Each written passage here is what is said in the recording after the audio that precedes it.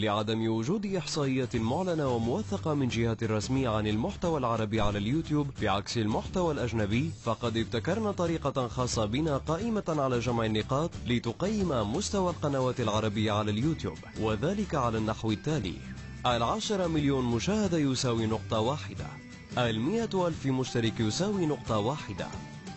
في المركز 20 قناة محمد نسيب، وجمعت 14.5 نقطة من 446 ألف مشترك و100 مليون مشاهدة، وهي قناة مغربية ساخرة يتقمص فيها صاحبها محمد نصيب الشخصية الكرتونية الشهيرة بوزبال. في المركز 19 قناة زاد شوز، وجمعت 16 نقطة من 800 ألف مشترك و81 مليون مشاهدة، وهي قناة سعودية خاصة بالمقالب والتحديات التي يقوم بها الشابين بدر وراشد. في المركز 18 قناة خالد Q8 Forever، وجمعت 17.3 نقطة من 845 ألف مشترك و89 مليون مشاهدة، وهي قناة سعودية متخصصة بالألعاب، حيث يشارك المشاهدين مالك القناة خالد في العديد من الألعاب المختلفة. في المركز 17 قناة مستر مسز NB2، وجمعت 17.5 نقطة من 1,110,000 مشترك و66 مليون مشاهدة، وهي قناة شبابية سعودية تعرض مجموعة من المقالب والتحديات الشيقة والطريفة.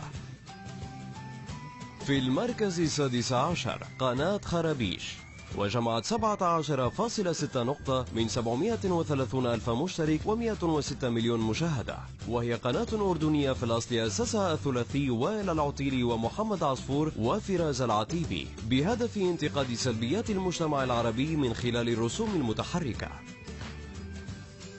في المركز 15 قناة برنامج لا يكثر، وجمع 18.5 نقطة من 940 ألف مشترك و91 مليون مشاهدة، وهي قناة سعودية تقدم برنامجا حواري كوميدي يقدمه فهد البتيري يتناول قضايا اجتماعية وشبابية مختلفة.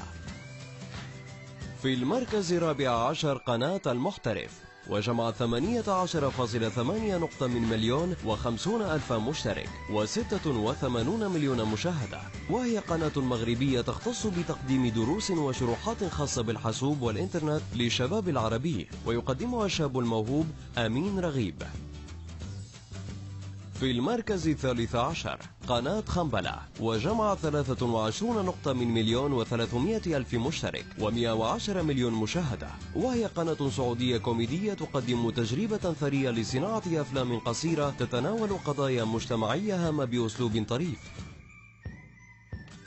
في المركز 12 قناة سعودي جيمر، وجمعت 24.5 نقطة من مليون مشترك و145 مليون مشاهدة، وهي قناة سعودية متخصصة في الألعاب وتقنياتها المختلفة، ويقدمها الشاب السعودي مشهور الدبيان. في المركز 11 قناة DVLZ ستيشن، وجمعت 24.9 نقطة من 900 ألف مشترك و159 مليون مشاهدة، وهي قناة مختصة بالألعاب يقدمها مجموعة من الشباب السعودي.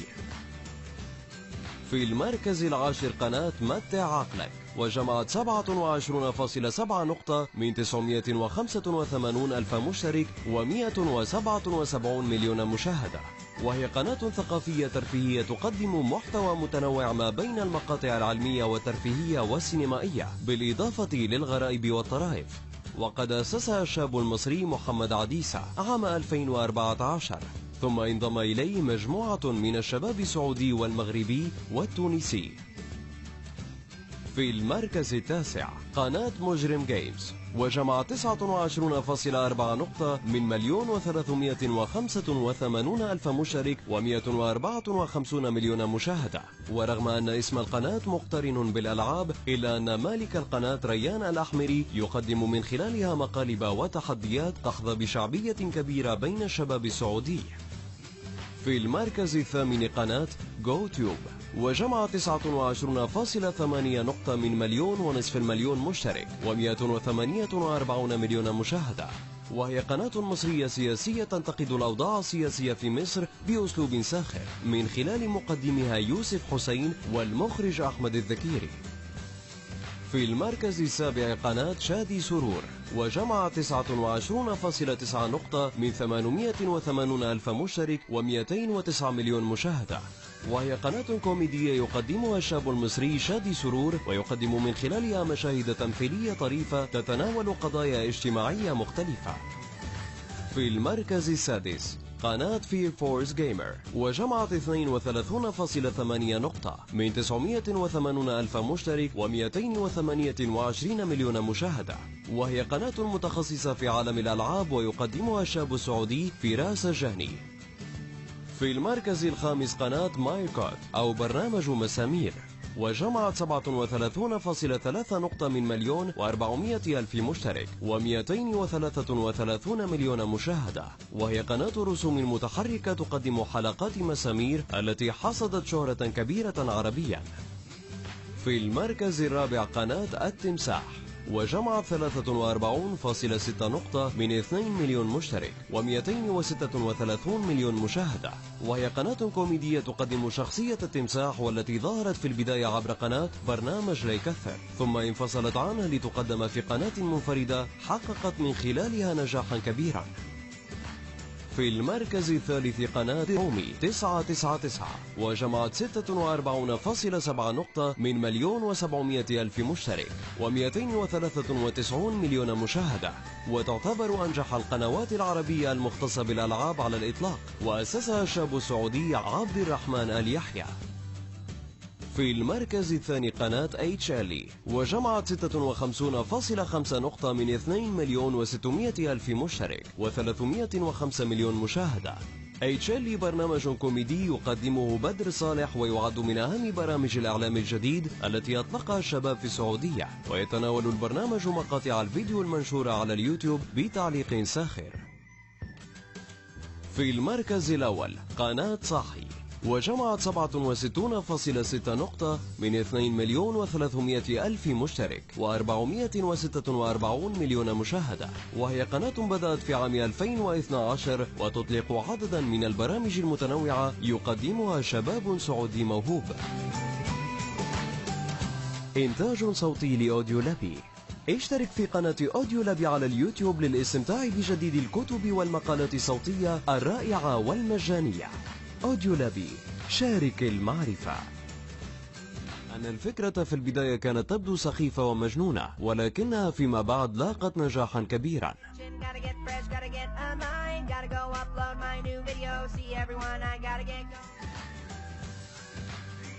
إذا أعجبك الفيديو لا تنسى الإعجاب والتعليق، ولكي يصلك كل جديد اشترك الآن. ماذا يحدث عندما تضغط زر اشترك هنا؟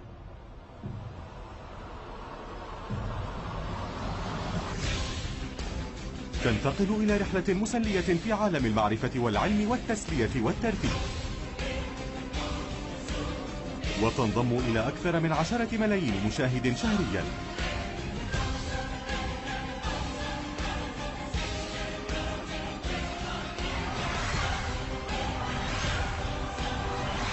بأكبر قناة ثقافية ترفيهية عربية على الإطلاق. متع عقلك.